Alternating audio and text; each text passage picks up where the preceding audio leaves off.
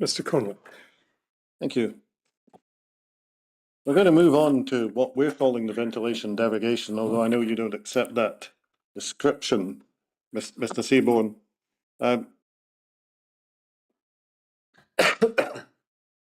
You're aware that there was something called an M&E clarification log that was at the heart of a lot of the exchanges here. And let's just get that out so we can see it.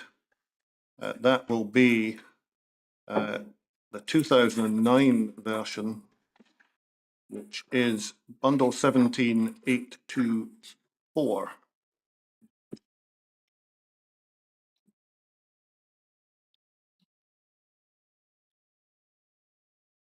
I put that up simply and solely, Mr. Seabourne, because, and I can tell you the first column was writing it in his board comment. The first thing that's said at the end of that narrative there is ward aid changed to be 6, currently shown as 2.5, which is not in compliance with SHTMO 301. So at least at that point, the board position is relatively straightforward. This is not in compliance. Would you agree? Yes, sir. Yeah. Well, can I ask you about one particular aspect? In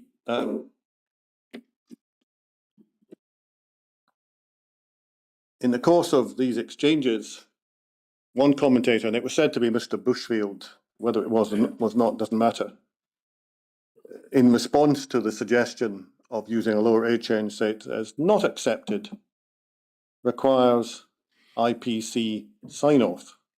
You aware of that? Yeah, you sent me a bundle with that in it, yeah. And I thought that bundle was an intercontractual thing with the design teams, but yeah, I do. The answer is yes. Well, it suggests at least that someone on the client side had to get IPC sign-off. Can you help us as to whether that was done? I need to go through the whole process. At that point in time, you can clearly see that we're saying not for us, right? But we weren't saying not for us in terms of infection control. We were saying not for us in terms of, we were thinking heating, cooling the environment in terms of the patient, and nobody was, that I can remember, was switched on to this is an infection control issue. However, as it runs through the process, and I'm sure we'll get there, up to 2010, there's lots of discussions led by Mark Baird. Mark Baird led this process. That's what we employed him to do from start to finish. And as we went through this process, we are persuaded, I mean, I say me, I mean the team, we are persuaded that this is worth considering. Now, I can't detail it exactly because it's a long time ago. And you can see at some point, we're persuaded to change that view.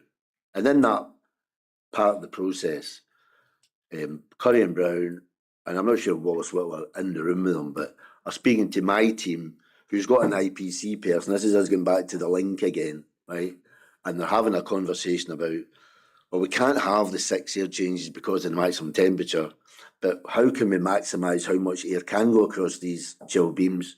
And we come up with this figure. I think Fiona McCluskey told you that we come up with a figure of, well, we must have 8 litres per second per person, right? And that was 40 litres per second. So at that point, was there any, to answer your question, was there any IPC involvement? Now, when I done my statement, I actually thought there was. I thought it was an 8 ranking, and it might still have been, but it's only through listening to some of these that your memory comes back. An 8 left, and I'm not sure when an 8 left, right?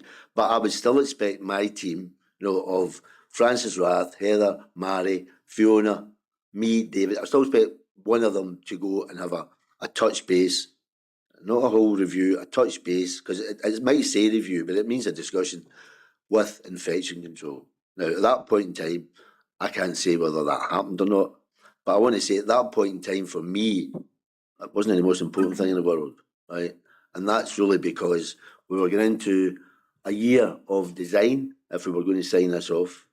And in that design process, and we know we are going to talk about this, we had the user groups with their own infection folk and we had the user groups with our infection folk. So it wasn't a big deal for me to, in the end, for somebody to say, we'll run with this, and we'll get to that point, I'm sure, when we talk about some of the correspondence. So to answer your question, I'm not sure if infection control were involved then, considering all that was going on. So you've showed me a part of a log here that's got thousands of things in it, right? And it's just the volume of work. I didn't have any concerns. Nobody was raising a concern. And then we heard Mr. McKechnie, and actually I'm glad I sat and listened to that process, because he told me what he was saying to us. Right? I know he ended up saying, oh, but you need to do a health check on this. Right, really? So he told us that in terms of regulation, this was fine. He said to you that this is way past, well, it's past the minimum, so that's good. Well, patients in it themselves, they'll have 40 litres per second to themselves. The one key thing I'll keep coming back to, single room, and through my statement and others, we really wanted natural ventilation. And in a natural ventilation situation, there's could be 0 air changes. And so for the general room, treating general patients with my 33 years experience in health, I'm just going to be honest with you, I didn't think that was a risk. Now, there's a next bit of that I'm sure we'll come on to, but that's how we got there. That isn't the final bit in December, I'm sure you want to ask about, but that was a thought process from me and people in my team at that time. And we were, I could keep asking, why did we change our mind? We were persuaded to change our mind by the people we were employing to tell us how to design a hospital. Okay, I have 2 questions that follow from that, at least 2. One is, as you quite rightly say, I'm focusing on the period during which a decision was made to put into the contract that 2.5 air changes with chill beams could be provided instead of the original intention of 6. And can you tell me at all at what point the decision changed from, no, that's not on, that doesn't comply with guidance, to, okay, we're being persuaded? Do you know when that happened? Well, that was the bit I'm talking about, the 40 litres, but as part of that, that's us being persuaded, and we can get the maximum flow at 40 litres, because I think Stuart McKechnie said, wait a minute, it was 2.5 at 30 litres. And he's saying, I don't know why he's asking, how did you get to 40? Because we sat down with our nursing and medical people on my team, and we said, what do we need to get to? And we got to 40. So that part of the decision was there. But the final part of the decision about how does it get into contract, that's the very last week of before the contract signed. And you guys are all the lawyers in here. You know that most things, most contracts that you sign at the very, very end, lots of the key decisions are made. If I can do an analogy, my lord, the biggest thing we ever do in life is buy a house. And I think I've bought 10 in my life.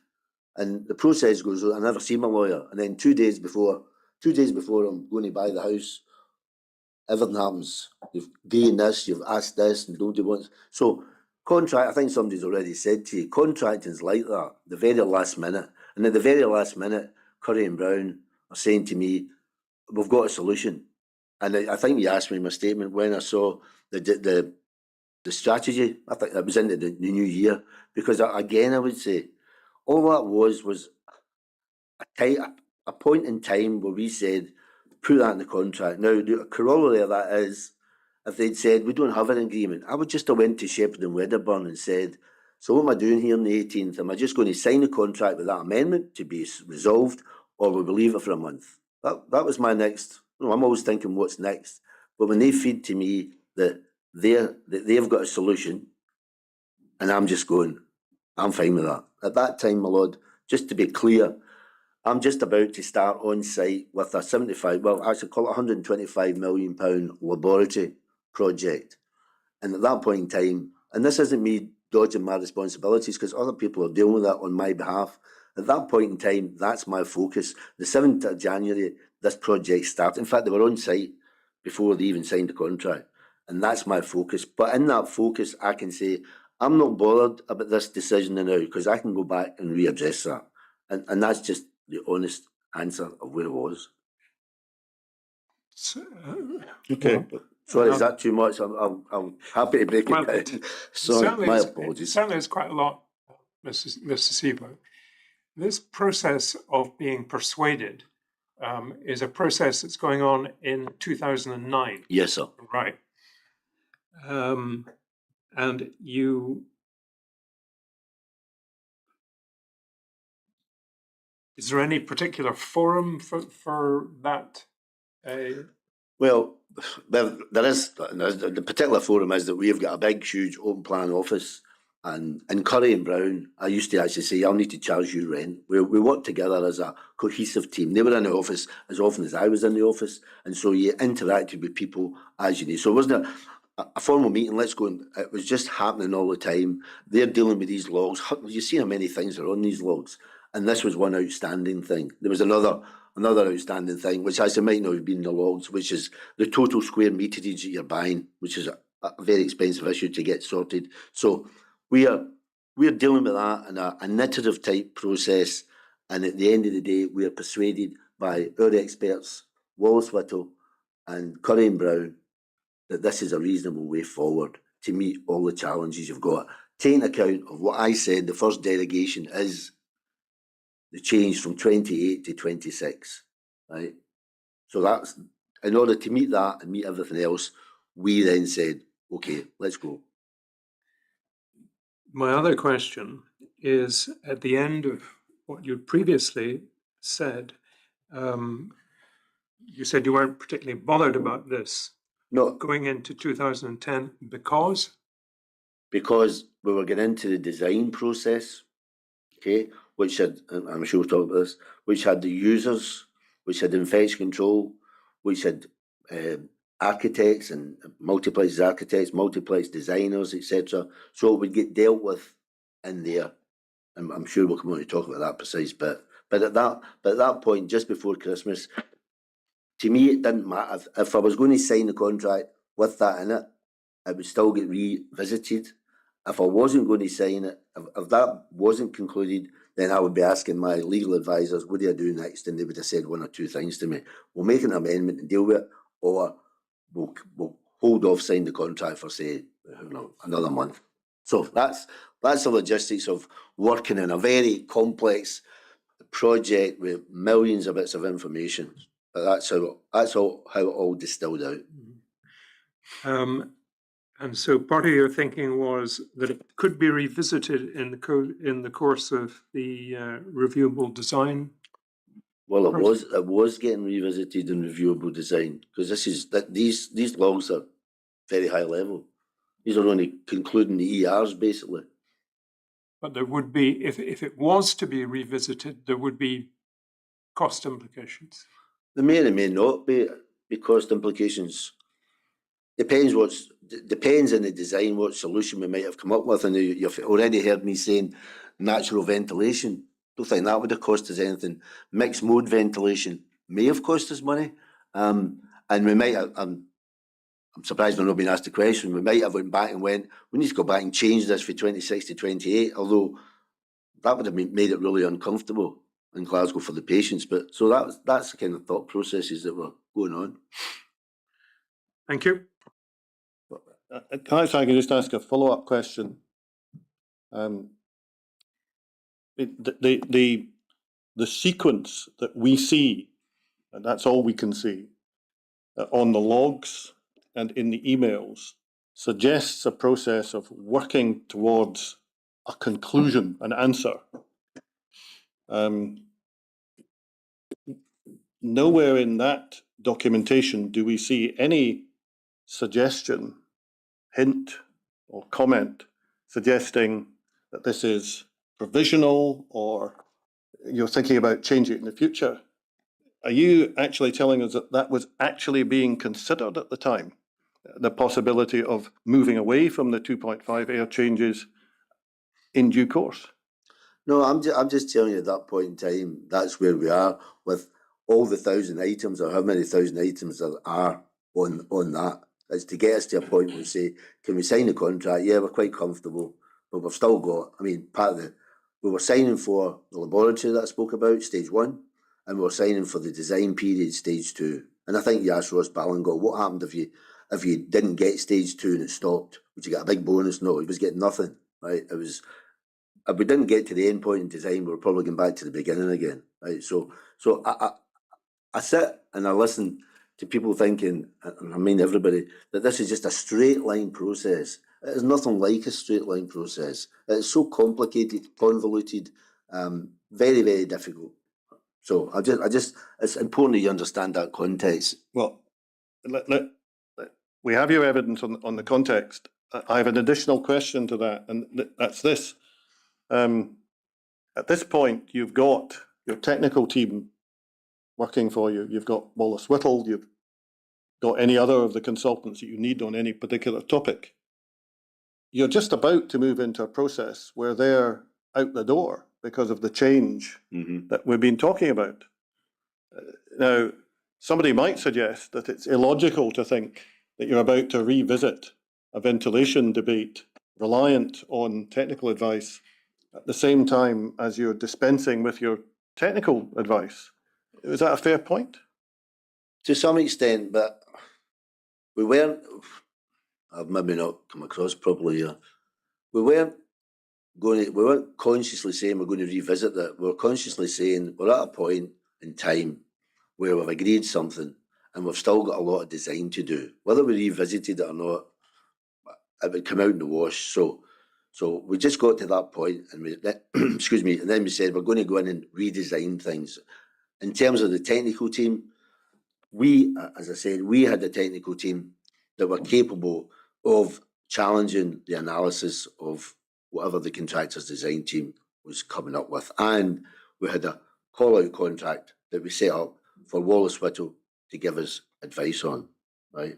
I'm not quite sure how that would work, because what I heard from Mr. McKechnie's evidence was that he gave me advice, but it was my decision, right? So in a shadow design team, would that just have been the same? He'd have gave me advice, but it's still been my decision. So I thought we had enough people with experience and knowledge to help the designers through the process and give the users, the clinical people, what they wanted.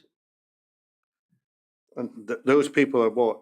You, Peter Moyer, Francis Rath? Francis Rath had done more projects than me. Francis Rath was given to me as my building services person. Francis Rath was the person that I tasked with doing the ADB sheets along with Emma and the RDS sheets. So my expectation of Francis Rath and yours is clearly totally different. Yeah, I mean, we've heard from her. Her technical abilities were quite restricted. So now, I should say, yeah. Just maybe before we lose this point, Mrs. Seabourne, you use the expression, we had a technical team, and then you went on to describe a call-out arrangement with Wallace Whittle. Actually, I actually noted that as Curry and Brown, but my memory is that you said what call-out? Well, Curry and Brown were going to do the project management and cost management in the new world, Yes. and Wallace Whittle were going to be in a call-out basis that we could ask their advice on. My question is, who did you have in mind when you used the expression, we had a technical team? So I was talking about the internal team. Right, so that's yourself, Peter Moyer, and Francis Rath. Yeah. Thank you. And we had, sorry my lord, with people in my project team, with estates people, FM people, etc., etc. Right. And obviously we had links to a range of folk in the States and facilities that we could challenge ourselves with, or we needed to challenge ourselves with, or challenge the design with. Can I next try to get as clear as I can, focusing on the December period, particularly the tail end of December when, as you quite rightly say, this was all happening. We've had quite a lot of evidence from other people as to who was or was not involved in this decision-making process. Now, what's your version of who was involved in the discussions on the ventilation derogation? Right, well, first of all, if you look at the email trail, right, you see I'm not even in it, okay? neither's Peter, because we are so, this is not an excuse, this is a practical way that we're working. We're focused on getting this lab up and running, which is a far more detailed stage of design than the hostels were at that stage. Curry and Brown, led by Mark Baird, was taking this forward, liaising all the time with Ross Ballingall, Multiplex and his team, and ZBP and Wallace Whittle. That's my total explanation. So when they talk about having a meeting in my office that week, you couldn't have got me that week for the start. There was no meeting, right, that I know of. I wasn't at a meeting. And when, I can't remember, it was the day of the contract, the day before, I get a conversation, because they're on my office, to say, that's fine, we're going ahead with that. So the other stuff, that's closed out as far as the air change issue is concerned. And that's a point in time. So I wasn't party to all that. And that's not me saying it's my responsibility, not saying it's not, but I was doing something different, and they were trying to conclude this. And they didn't need to conclude it, but they concluded it in that way. We can look at the email change if you want, but No, not necessarily. the email chains that we have involve, first of all, Mr. Hall is copied in, but he tells us he wasn't really involved. It was just being sent that for information. He said, we know Mark Baird is involved, and he says he's basically just organising the meetings, and there's Mr. McKechnie. Now, that appears to be all we have involved in these discussions. And Mr. Baird says, well, I'm just a project manager. I didn't know anything about detailed ventilation, so I'm just organising this. Is anyone else involved that you're aware of? No, they're the key people leading us forward. The other involvement, as I said, when they spoke to my team in order to maximise the airflow, right, the 40 litres. So we went from 30 litres to 40 litres per second. My team were involved in that part of the process. And who in your team? Well, in my team would be me, Peter, Francis, Fiona. Fiona was particularly getting involved because they were asking her about what patients need, how many people would be in a room, etc., etc. So that was them trying to get. And I don't know if Annette Rankin was there then or she'd left, and she's the IPC. So that was them trying to get a handle on this functionality bit that I'm sure we'll want to talk about, of what you needed in a single bedroom. And they took that back to Wallace Whittle, because I don't think Wallace Whittle were actually in the conversation, and they agreed, or they advised us then, that was the best way forward, after having spoken to ZBP about that final strategy document, which I think was a final iteration of what that was getting done. I'm sure it was. Okay, so some of your team are involved in a discussion which leads to this figure of 1 patient and 4 other people that appears on the log.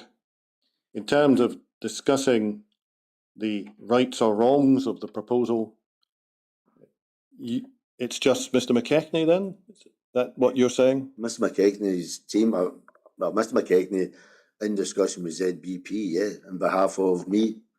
Right, but ZBP are sitting on the other side of the fence. They're the contractor that making the proposal. I'm very keen to understand your side of the fence, which is McKechnie. You say Baird has a role? I mean, he just says he organises meetings. Well, that's his evidence. I can't say. I'm telling you what I thought he'd done for me. He led the process of the contract, the logs to conclusion, and his role was to get them concluded, and he got them concluded through discussion with Wallace Whittle and ZBP. And who then provides the final word, if you like, agreed? I mean, there's a proposal, there's some discussion. Somebody then has to say, agreed. Well, there can only be one person that does that, as me. Right. So at some point or Peter Moore, I suppose, possibly. Well, it might have been, but I'm his senior. So at some point they tell me the logs are clear, we can go ahead, right? And no major conversation, because we all know that we're getting into a design phase. So I personally didn't have any particular worries about it at that stage. So when you say in your witness statement, go back to that, please, at 141.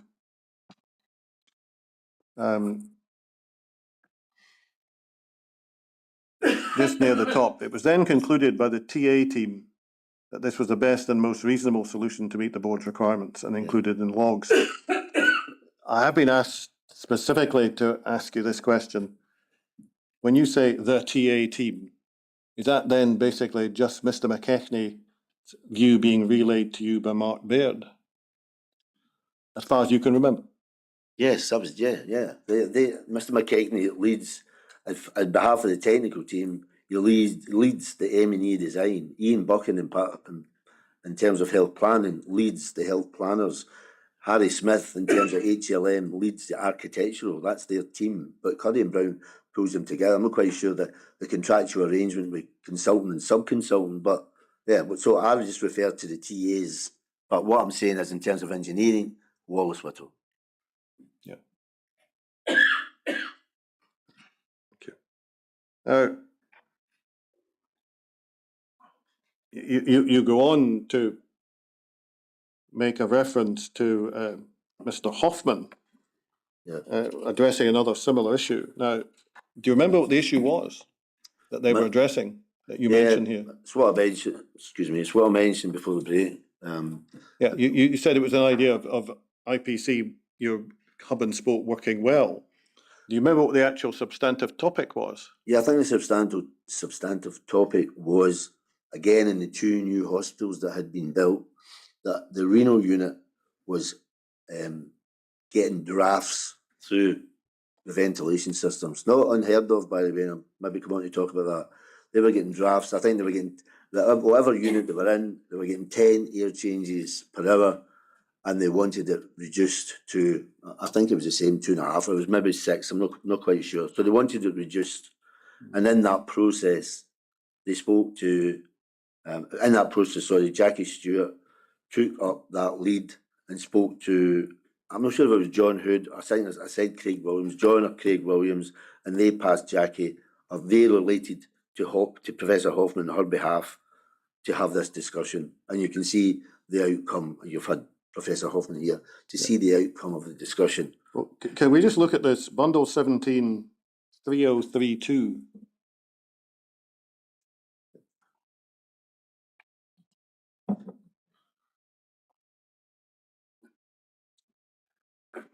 Now, this was an outpatient renal dialysis area where a specific question had been raised about ventilation in 2010.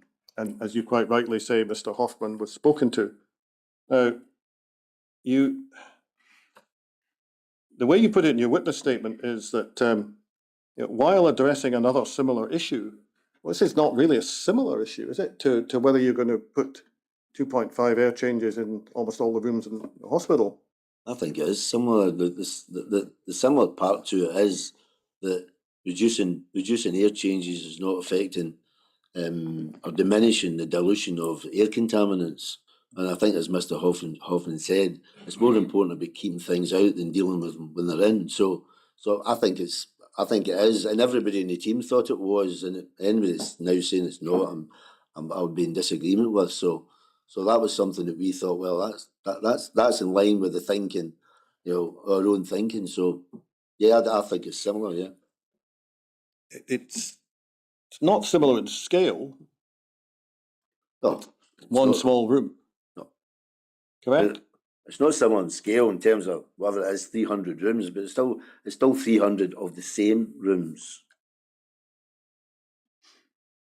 Where does 300 rooms come from? Well, no, it was just a number for single rooms. I hadn't calculated number of single rooms. So, right, so that's single rooms in the hospital overall? Yeah, on both hospitals, yeah. Yeah. Mm-hmm. The other question, I suppose, is just thinking from your experience as a manager, one can perhaps see that if you have a query about a particular small location, it's maybe fine to ring somebody up and say, "What do you think, Peter?" or whatever. There's no formal instruction. There's no contract. He's not being paid. it's only being recorded in an email. You wouldn't want to do that for any major decision, would you? We do it. Hindsight, as you said earlier on, is a great thing. So I'm afraid we do that. And at the end of the day, Peter Hoffman, what was in charge of Health Protection England? And that's what we'd have done with John Hood, who at the board would have just asked him, what do you think? I'm not saying we would not have went through a big process, but I've got to sit here and take your point, yeah. Thank you.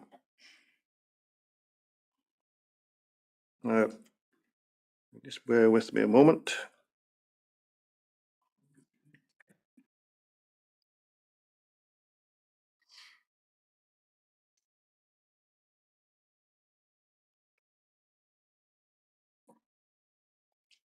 Post 2010,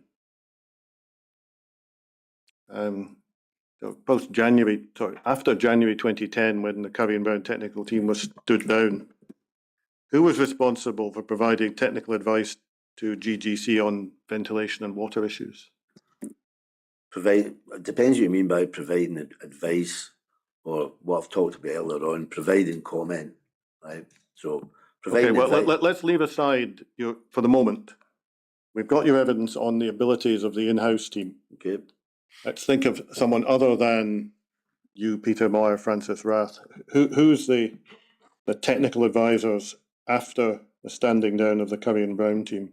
If we think we need technical advice, we would ask Curry and Brown to ask Wallace Whittle. So unless they're specifically asked, you don't have anyone in the team on ventilation, is that right? We don't have a designer on the team, no. What about water? In terms of... Well, did you have anyone with any particular technical expertise in water? No, we had lots of contacts with people in NHS who had done lots of stuff in water, but again, I repeat, we're commenting, we're not designing. The design belongs to the contractor. Well, we'll get to that just in a moment.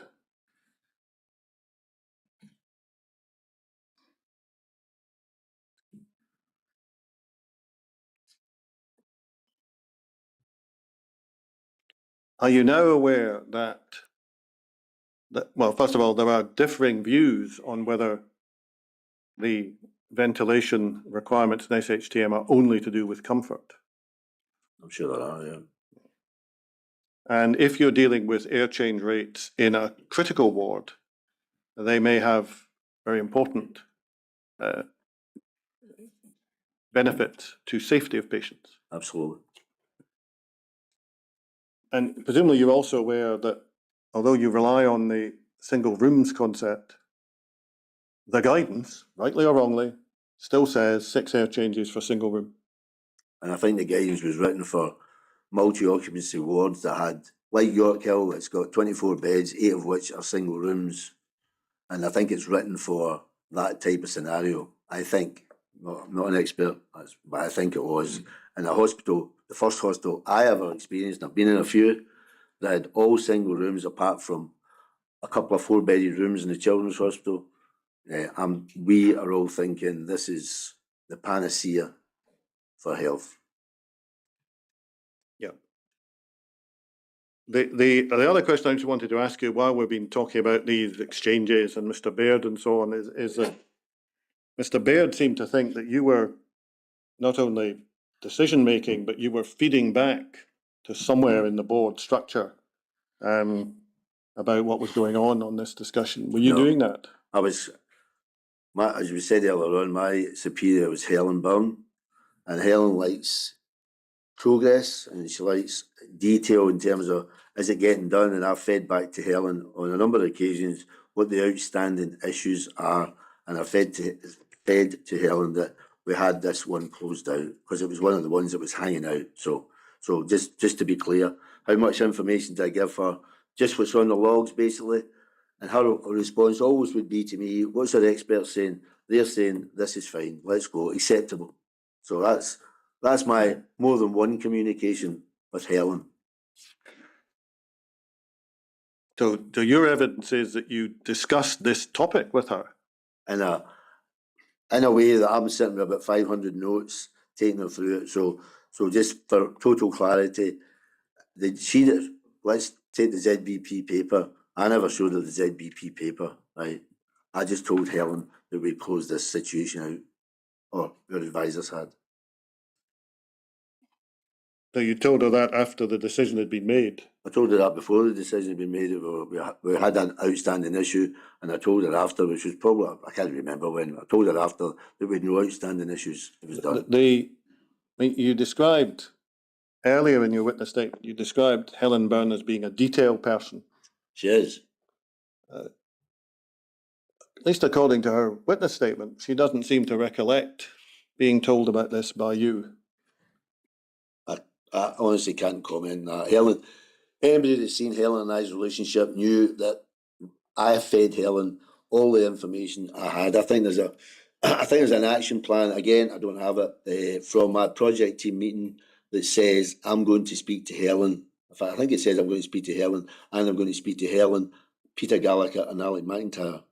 But Helen and I were in communication all the time, and Helen is not going to come to the point where we're approaching contract sign for the board, and she's not on to me every day saying, where is this issue? And I'm saying it's getting sorted.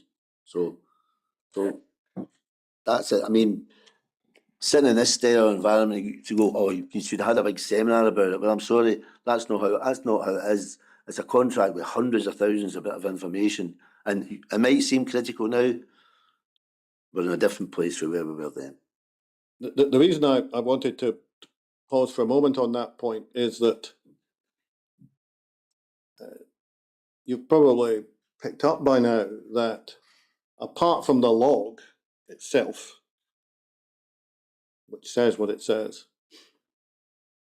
no one has been able to trace, and that's no one being this inquiry or GGC at their instance, has been able to trace any record anywhere in the many structures of the board recording the agreement of this ventilation derogation, which we'll call it that for the moment.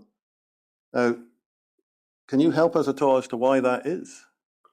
Just because that's there isn't one, and just because that's the process we were in, and as Mark Baird said, that was the process that they had agreed to go through. And yes, now I wish I put a banner up and put it in Argyle Street, but we never did because there was an awful lot going on at that particular time, and that's not an excuse. That's just a fact of working in this project. Again, the reason I wanted to ask that specifically was that if you're talking to a detailed person and you've warned them that there's this issue that you're trying to sort out, and then you tell them, great, we've sorted it, this is the solution, you might expect it to appear, in the next minutes of the meeting, next meeting she goes to, or somewhere else. I'm quite a detailed person myself. It's not there. We had the discussion. No point in saying anything else. That's what happened. It wasn't. It was seen as a point in time. Wasn't. And we need to go through that. We continue to talk about HTM and all the guidance that's in it. But, I could sit and design in that room with no air changes, as you heard from Mr. McKechnie, in a naturally ventilated room, which, as you'll see from my statement, which is what was people were promoting, and I was certainly a promoter of. So opening, just like York Hill current, opening windows, fresh air. So I've got to gauge my decisions against things like that.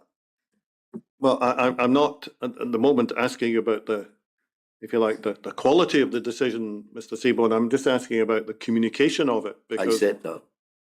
I think you probably understand that. Yep. Whatever the position is about agreeing what to do about the renal outpatient room, this was a decision which was going to affect a great many rooms. And I'm just about to come to ask you about, but certainly a great many rooms in the new hospital. Yeah, but you would agree with that? I'm going along with you, yeah, but just, I think I said in my statement, that discussion on renal, as you say, minimal versus maximum. In that discussion, there's infection control nurses, Craig Williams, head of microbiology, John Hood, ventilation expert for the Scottish NHS, Professor Hoffman, and it's not about the renal unit. It's about them saying these rooms don't need 6 air changes. And if I can take anything out of that email, that's what it's thrown at me. And that for me and my team that's fine. We're happy. We've made a right decision for back down the road. So that's what I take from that. We can take that document off the screen, thanks. Go back to the witness statement. We go to 143. There's been a bit of a debate about what this agreement actually covered. In other words, what rooms it covered. Yeah. Partly because, as you correctly point out, if you go to the clarification log, not the M&E clarification log, the clarification log, it talks about tower rooms, which is only adult rooms. When you asked about this, you say general single rooms only.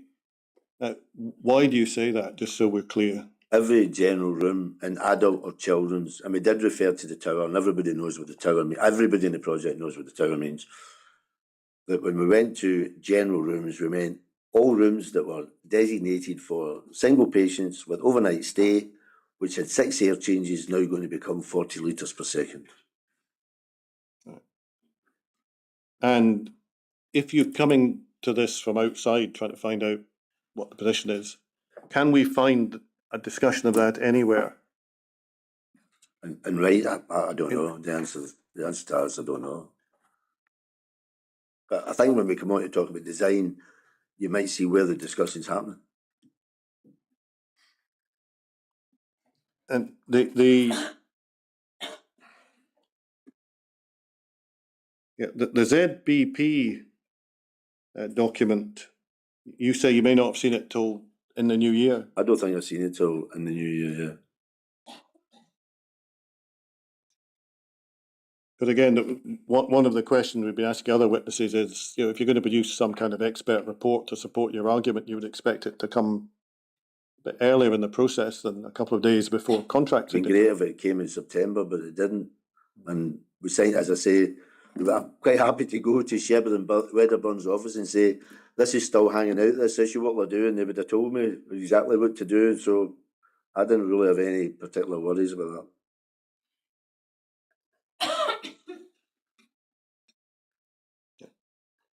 Just to ask you another question about communications, just thinking of the practicalities of it. The M&E clarification log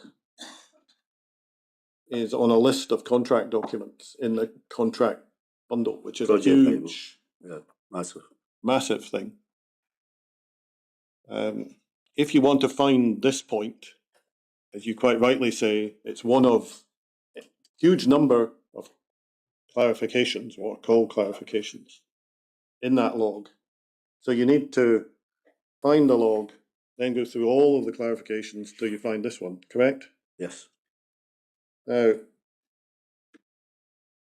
we've been told that if you're a construction expert, professional, contractor, whatever, you know that that's where these things are to be found, so you go there straight away. I just wanted to ask one question. You were asked, well, how did you bring this to the board's attention? You say, well, I told Helen Byrne, because she was my superior.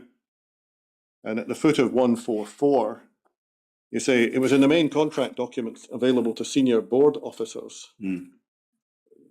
Would you agree it wouldn't exactly jump out at you? No, but my senior board officers did read most of the stuff that was produced. It was that type of organisation, quite hierarchical.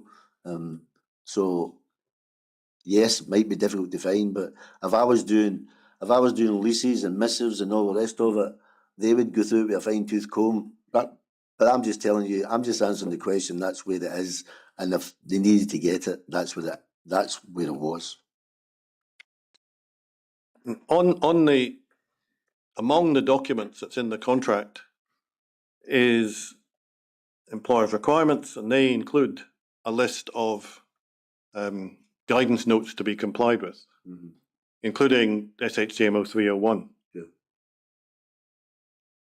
that's still there. So if somebody found that list, they would still find SHTML 301, not SHTML 301. Please note, go to the log. There's nothing in there to direct you, is there? No, but they would have us, the project team.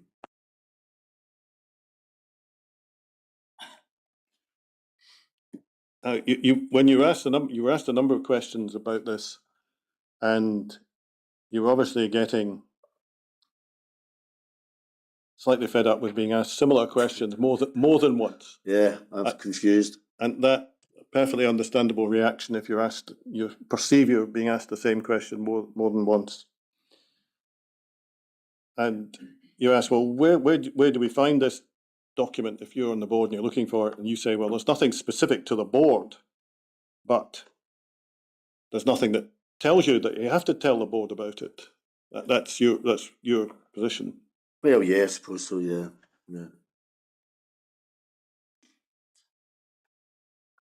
I rather took it from what you said at the top of 145 that you were saying, well, if it had to go to the board in some other form than just me telling Helen Byrne, then the board's TAs, by which I suspect you mean here Curry and Brown, Yeah, should have done that. They're really working for you. Would they be expected to sort of say, well, Peter's only told Helen, nothing's been written down anywhere, we need to go and report to somewhere or other? Is that the kind of thing you would expect them to do? Yeah, I'm expecting them. You're here at a high level, 20 years on or 15 years on. I'm expecting them to guide me through this in detail. And when they say this is a final decision, right? It's not with HTM, but it is got this and it's not got that. We suggest you go to the board. They would have done it with other things, right? So I wasn't getting that feeling for them because Mr. McKechnie totally minimised this. I don't mean that. I mean that in terms of acceptance, and nobody was flagging this was an issue. Now, looking at it today, would you have done something different? Probably, yeah. But when we were dealing with this and 10,000 other things, I'm afraid we looked at it slightly different. The other thing you say in the same paragraph, you say the contract documents contain the logs which were available to the board senior managers, recorded in the logs, also discussed and agreed via the design process. Now, we'll come to the design process to work our way through it, but if I can just take it short for the moment, the information we have is reasonably consistent, is that the design process had user groups looking at stuff, what kit they needed, where the rooms should be, what furniture should be in rooms, things of that kind, but they were not looking at ventilation, nor were they provided with, for instance, air change rates on which they might have accidentally spotted it. Now, that wouldn't discuss and agree anything about the derogation in that part of the process, correct? Well, I would really like to talk to you about that part of the process, yeah, if you want me to do that now. Well, what were then, I mean, are you saying that the user groups were discussing the ventilation rates? No, I've got a fundamental difference from you on what the user groups were doing, okay? And as far as I'm concerned, David Hall is absolutely right. We were responsible for functionality. That was our role, to parallel with the contractor and tell them basically how a hospital worked. We just want to condense it to that. David Hall told you functionality, we said, where's the bed going? What colour are the curtains? I'm afraid it's a wee bit more detailed than that. The first part of functionality is, what is the room used for? Okay, so in those user group meetings, which were, and it doesn't come out in this process, were meticulously managed by 3 people that work for me, Shona, Alison and Carol, right? Those, and had the right membership in it from consultant and other clinical staff, ZBP, Nightingales, Multiplex, project team. I would be saying to you today, that's a heck of a cost sitting in a room. And if they're not talking about the room use, I don't know what they were talking about. And I'll take that forward as an example. So if we're doing, let's do cancer ward, let's do ward 2A. So my instruction was that they would sit user group meeting 1, 2, 3 and whatever. So they would go through the 1 to 500s, where they are in the building, got that. 1 to 200s, here's how your room, here's how your department, is going to be laid out. And 1 to 50, here's what's in the room. And as part of that process, our part of the process, functionality, you have to tell them what the room is, or ZBP sitting there, or Nightingale sitting there say, what is that room used for? I mean, a perfect analogy was, if I was sitting talking to an architect and I said, will you build me a house? And he says, yeah, what do you want in it? Just 6 rooms. Okay, just 6 rooms. No, they've got to tell them, we've got 8, this is word 2, we've got 8 PPVL rooms, and the contractor doesn't say, well, I'm going to tell you the rates, the pressure, etc. The contractor's going to say, I'll do them to HTM, right? Or I'll tell you I'm not. We then go into single rooms. The children's single rooms and the cancer unit are a wee bit different, but just say it is an ordinary single room. My expectation, because my team know this, ZBP have promoted this to say to the architect, these rooms are single rooms, overnight stay accommodation, and they're not to HTM, they're to half HTM, let's call it. That's a conversation I'm instructing, and that's a conversation I'm paying a fortune to Nightingales and ZBP to have. Now, if we just want to stick with 2A, and let's go back to the clinical outcome spec. I mean, as bad as it is, there's only one piece of information in it, and that is it should have an airlock. And you've spoke to Emma sitting here, you spoke to Stephen Pardy sitting here, and what I think Emma, I don't know how Emma missed it, bearing in mind she's an architect, I don't mean her personal team. And Mr. Pardy, who's got extensive healthcare design, he said the architect never told him. Just look at the clinical outcome specs, which I agree with you are different. Just interpret it. It's got an airlock. But the first thing that tells you is it's got a different ventilation system. So bearing in mind the users have written that, and bearing in mind the designers are designing that, I would think the users should say, what's our airlock? I'd expect the contractor to say, what about this airlock? And that airlock is quite important. Well, it's very important, because the single rooms you would know then if you're putting an airlock in, that these single rooms weren't sitting at 2.5, and they weren't sitting with chill beams. They're probably sitting at 10 air changes. And you don't have to go into the rates and the pressure differences with the user. But there's another thing I want to say. The user isn't as daft as people seem to think they are. Now, I was the project director in the cancer unit at York Hill. So, and I know the users. I know Brenda Gibson well, I've known her for 20 years, 30 maybe. They are very intelligent users, and they might not know air rates, but they know what these rooms house in terms of patients, and they must know what they are asking for when speaking to these professional designers. And they had a whole series of meetings, and I'm sitting listening to this inquiry, and I'm aghast that they never had that conversation. That conversation gets fed up, we'll come on to talk about it, to M&E, workshops, presentations, call it what you will, when drawings get made.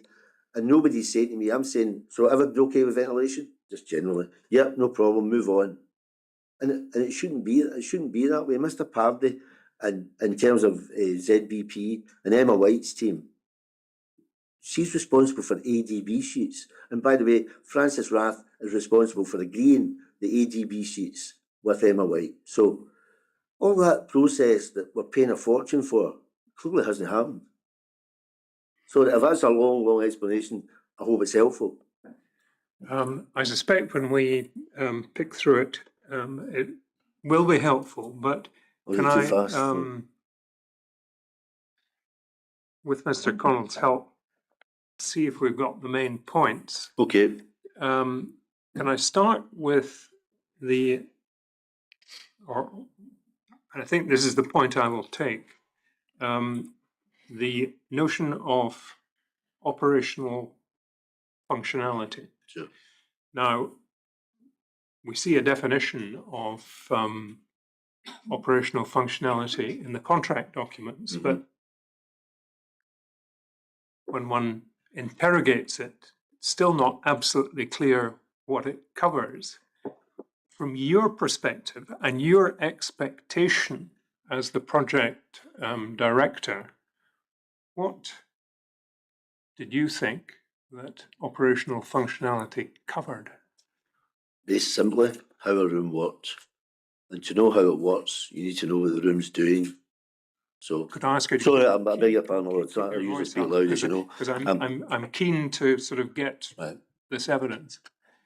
How a room is used, for me, it would be the first bit on the agenda of the clinicians meeting, the experts. So we've got 50 rooms in this department, and the first thing we're going to tell you is what they all are. In the 1 to 50 process, they should be labelled what they all are.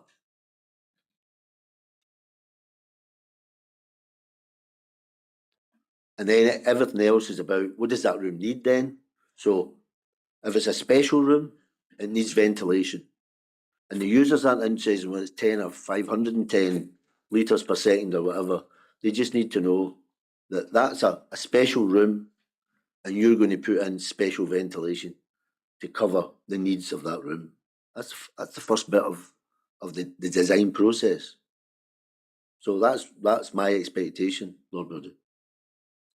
And your expectation is that those people attending the user group meetings, who are by definition, presumably, those who are going to be using the room, would ask sufficient questions to cover, for example, how the special ventilation needs are being accommodated. Absolutely. I mean, I think, maybe not a good analogy.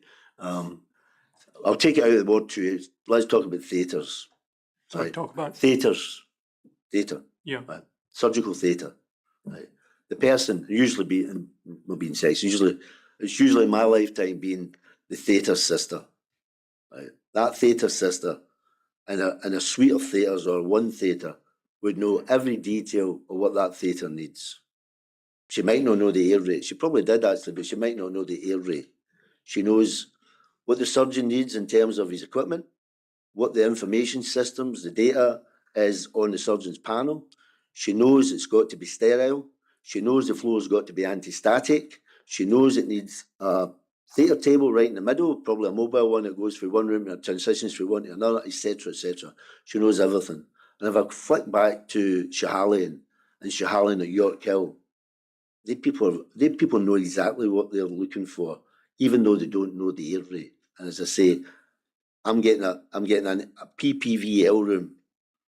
And all they need to know is that to standard? Yes. Fine, move on. And that's got to be part of the conversation. I demand it's part of the conversation.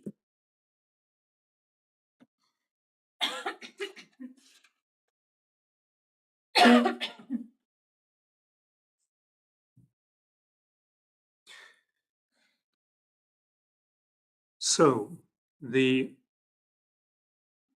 process which we've had described to us, whereby data relating to each room type, and I suppose each department, including room data sheets and 150 documents, being looked at by user groups, perhaps on 3 occasions, in exceptional circumstances, 5 occasions, was, from your perspective, designed to pick up, for example, whether or not the design being offered by ZBP made provision for the special ventilation of special rooms. Mm-hmm. Right. We may have got a different impression from other evidence. And that, do you mind if us just add a wee bit to that? Please. That's why, and you've discussed it, the information from those meetings feeds into the environmental matrix already populated by ZBP and a kind of first stage attempt, and then populated when they're talking to the users about what they need. So forgive me if I forget the guidance number for PPVL rooms. So they would say, this is a PPVL room, and then we'll discuss all the bits in it, but it's a PPVL room. It's to HTM, XYZ. Everybody's agreed, yep, that's fine. And then the environmental matrix, it will log that. And there's a document, and I think it's a multiplex document, that actually says Nightingales to update ZBP on room extract rates or room inlet rates. So that should all be getting captured quite easily in this process where I've got 20 people sitting, most of whom are experts. It's the first thing I'd expect them to do. On this question of the environmental matrix, which you mentioned before coffee, you were referring to a document, as I understand it, it's an Excel Yes. sheet populated by ZBP in the course of 2010. Yes. I had some, they would have a starter of, here's how we think what should be in a hospital, what the rooms should be there, and here's what we think the rates are. And they would then enter this discussion with users and either leave them where they thought they might be, or if somebody makes a change, they would change it. And you told us before coffee that Wallace Whittle was specifically instructed to review that environmental matrix as a piece of work. Yes, yeah. Can you recollect at what stage you say that happened? Well, you'd have your user groups, and by the way, user groups actually continued into next year, but for this part, we'll stick with this. But the user groups, we had a range of M&E meetings, one lasted 2 days, and Wallace Whittle, probably around the end of that bit of process, say maybe August, early September, we get the environmental matrix, and they would go through it, and then come back to Curry and Brown, to me, to say, me and my team, to say, we're happy with that. Right. So that was our double check. A specific piece of work instructing Wallace Whittle, presumably as part of this call down arrangement, perhaps in about August of 2009. Well, I'm picking the date because I think I know what 2010, sorry. I'm picking the date because I think I know what the design process is going at that point. But yeah, I think the invoice for them was around about the end of the year, November time. So it must have happened September, October, probably. Before instruction to proceed. Oh yeah. To proceed with stage 3. Yeah, definitely. Yeah. Thank you, Mr. Seabourne. Sorry for interrupting, Mr. Collins. We're jumping slightly out of the order. There may be other matters of detail you want to pick up. Yeah, well, we're jumping slightly out of the order of the witness statement, but no matter. Let's come at this from the other end. These user groups involve lots of people from all over the intended hospital user cohorts, different wards, different specialities. Sure. The evidence the inquiry had pretty early on is that when the hospital opened, that's after your time. That's fine, no problem. Nobody knew about the change to 2.5 or 3 air changes from 6 as a standard usage. Some investigation were eventually made, and eventually somebody came up with some exchanges about it. Now, that might suggest that when this part of the inquiry is told that the user groups didn't discuss ventilation issues at all, that's likely to be correct, because otherwise one person in one of these groups would have gone, what? I thought it was supposed to be 6, and it would have got out from there. I don't think it happens like that, but I'll say one thing. So we finished the project in January 15. Obviously, I wasn't there, but I'll give you my view on it. And at that point in time, we've got practical completion, which I know you've discussed. We then move into what we call operational commissioning. Okay, that's the point between practical completion and service day 1. In that area, and I'm not going to go on about it, but you've talked about validation or the lack of it or whatever. But in that process, infection control, right, or microbiology, whatever, should be checking these rooms for what they've got. Now, these single rooms, because they can have natural ventilation, etc., and they're only for general patients, probably don't have validation, but somebody should at least be checking if they're okay. And if we actually move on to 2016, we are going to come on to my letter. That's exactly what Dr. Einster's done. And I've never met Dr. Einster in my life, by the way, just to be clear. That's exactly what she's done. She's done an SBAR in 2016. Personally, I think she'd have done it in 2015.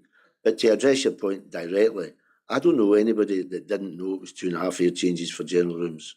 And Dan Pike told you that we all knew. It just gobsmacks me that people are saying they don't know this. Well, they don't know if what I'm saying about the user group meetings are not saying to the users, by the way, these aren't 6 year changes, they're only 3. If that's not happening, then I'm with you. But that should be happening. Am I complicating this for you? No. No. You're just giving us your evidence, and we'll work out what to do with all of the evidence in due course. Sure. And there's a lot of it. But I suppose if we just come to that, the impression we have been given by other witnesses is that the user group meetings, first of all, did not discuss ventilation rates at all. And secondly, none of the information that they were given, had on it 2.5 or 6, which were the kind of figures that people might have spotted, even though they weren't supposed to be drawings discussing. with 2.5 on it, for the technical fault. Sorry? There's drawings with 2.5 ACHs on it. But these were not discussed in the user groups. No, that's after the user groups. No, that's after the user groups. So- Can I just clarify one thing? It's really important. I've never said that the user groups were talking about ventilation rates. Nuance there. What I'm saying is the user groups and the designers agreed what the room usage was. And it's the designer's responsibility to fulfill that. That's what I'm saying. Well, Nothing more. No, but my point is this, that if you were a experienced clinician and you turned up at a user group, and perhaps you had a wee bit of knowledge about ventilation rates, it's not your area, but you know a little bit. They've got more than you think. But anyway, yeah. And you're expecting to see, for instance, 10, and you see somebody's written on a piece of paper, which happens to be in the room, 2.5, you might think, I don't think I'm here to do this, but hey, what's that about? And then a discussion would ensue. So the information we have suggests that, first of all, they weren't discussing ventilation, and secondly, there was nothing given to them in these groups which would have caused them to discuss it. That the issue of ventilation was quite a separate matter dealt with through Mr. Hall. I'm going along with you part of the way. I honestly don't know why ZBP are sitting at that user group meeting. ZBP, whose strategy is 40 litres per second, ZBP, who promoted 40 litres per second, just let's call it half the HTM rate, is sitting in that room, just to a normal ward, and saying to them, by the way, I need to tell you, you've only got half the rate. But it's fine, because we think it's okay. Oh, really, do you? Whatever. I'm sorry, ZBP haven't done that. They haven't done their job. There'd be no other reason for them to be there.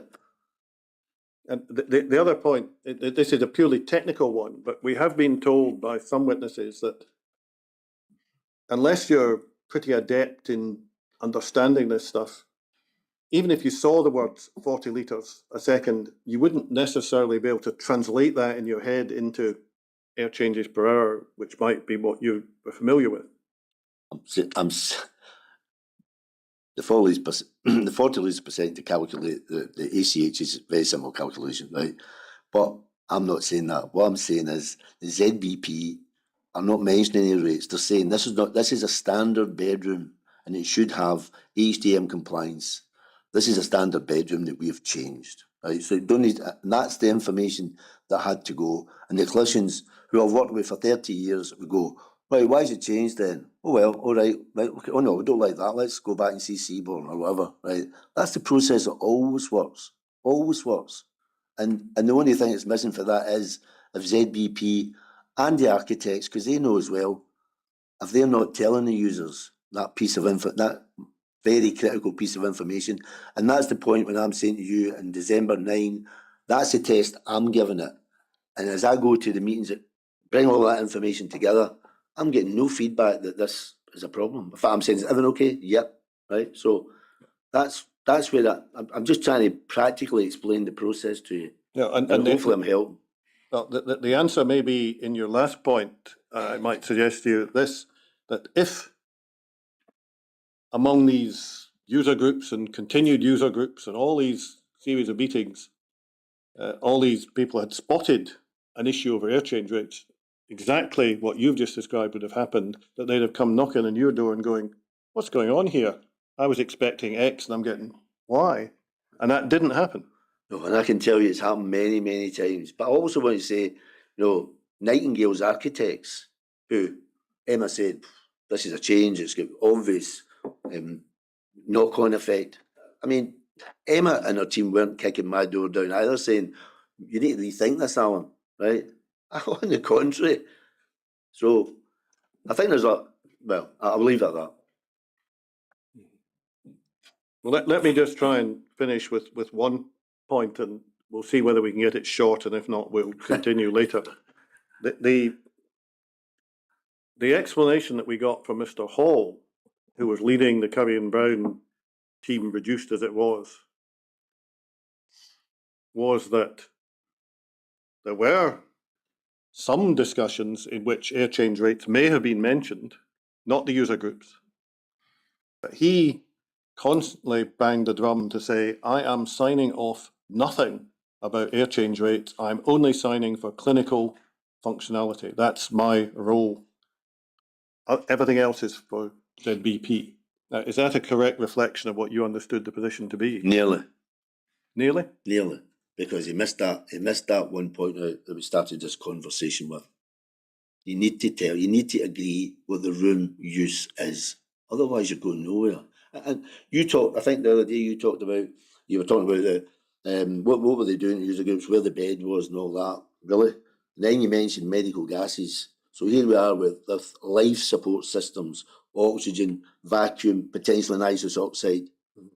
The users are commenting that all the time because they're very well aware of what the requirements are in every single room. And that's why when I've listened to some of this, I've thought, that's not the job I was on. So, we really do the users down if we're saying all they were doing is just going, we'll paint it or we'll put the bed there or whatever. The users are very, very knowledgeable in what they need. And you hit it on the head. And if they're not getting what they think they want, trust me, my door's the first place they're coming to. And the only logical follow-up question to that is this, that Mr. Pardey, when asked about what he did when he got, say, a clinical output specification, he tried to interpret it to see if he had got it right. What he thought was happening was he was taking his stab at what was needed, let's say 2A, because that was a tricky one.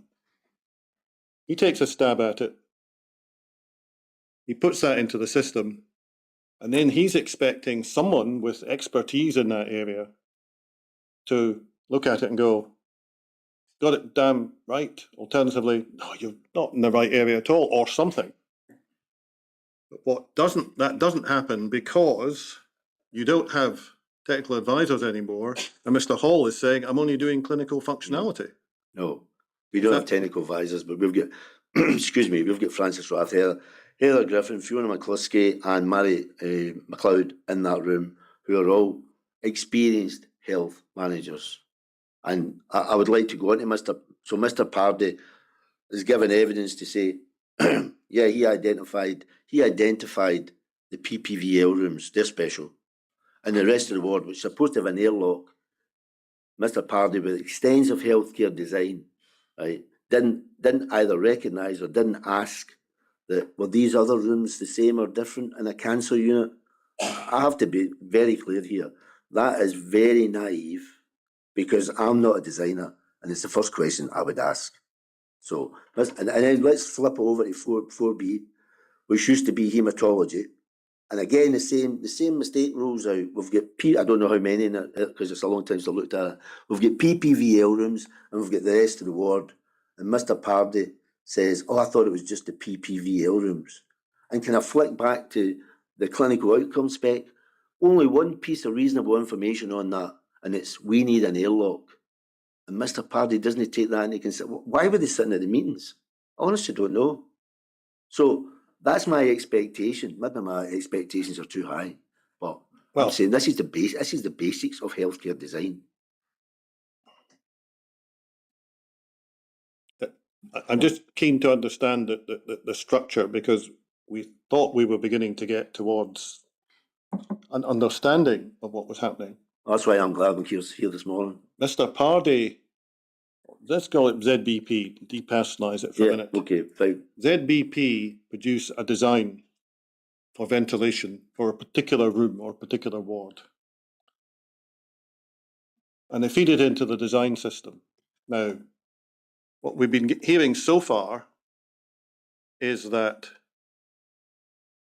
Mr. Hall doesn't think that he, or for that matter, Francis Rath, have the job of analysing, reviewing, commenting on the ventilation design, because Mr. Hall says, that's their job, I'm doing functionality, nothing else. Francis Rath arguably doesn't have the expertise to review a ventilation design and comment on it and knock it back if it's hopeless. So what we seemed to be getting to was a situation where there was nobody on the team who had the expertise to consider, review, revise a ventilation design produced by ZBP. Now, do you disagree with that proposition? Totally. And who do you say had that expertise? Us. And when you say us, who do you mean? Team. The project team. Who in the project team? Francis Rath, David Hall, Peter Boyer, myself. But we've got one difficulty. You keep talking about the ventilation design. Mm-hmm. There's only one set of people doing the ventilation design, and that's ZBP. Mary McLeod, who done the clinical outcome spec, back to Ward 2A, right, knows that she has to get all these rooms detailed, what they are, what they do, and what they need. Right? And that's a bit, so it needs ventilation. It's a general single room. It's only getting 3 air changes. It's supposed to be 6, but only getting 3. ZBP's plan, not ours, ZBP's plan. That, all I'm saying is that got to be communicated to the user. What else would you tell them? And then they would say, well, I'm not happy with that. That's the communication that, and the hundreds of projects I've done, that's the communication that always happens. And that's it. So nobody's designing it. But I want to move on a wee bit to then all that information comes together, and we're still not designers. But we're also not stupid. So when I'm sitting at that meeting and somebody's saying, this special room, this is in a design meeting, it's only got this or that, we'll go, well, is that right? So we're challenging it. That's it all coming together. That they've done it at user groups, we've taken it up to the next stage, and everybody's saying to me, perfectly happy. Well, they're obviously perfectly happy if they're not actually telling them what they're getting in their room. There's absolutely no way that you'd have a theatre complex without telling them that the air in the theatre complex is to HTM XYZ. And that's what should have been happening. And I thought that's what was happening. And I'm not sure that didn't happen. Can I say something back to you that I think you've just said to me? Yes, please do. With the utmost of respect, there appears to me to be a difference between the design of a ventilation system. In other words, sizing of the air handling unit, sizing of the ductwork, the positioning of elements which are not visible in the room, perhaps in contrast with positioning of outlet and inlet. The design, which, again, subject to anything else I'm told, I can see is the sole business of the designer, and what you've described as what they are getting. In other words, the output, yes, as discerned by the user of that ventilation design. Now, all I'm doing at the moment is just asking you whether I've understood one of the points that you have just made. You have. Right. Well, on that note, I think we'll take our lunch break. As far as timing is concerned, Mr. Connell, I'd be inclined to resume at 2:10 unless you feel Yep. there's a time constraint. Right. Could I ask you to be back at 2:10? Certainly you can. Thank you. Yeah.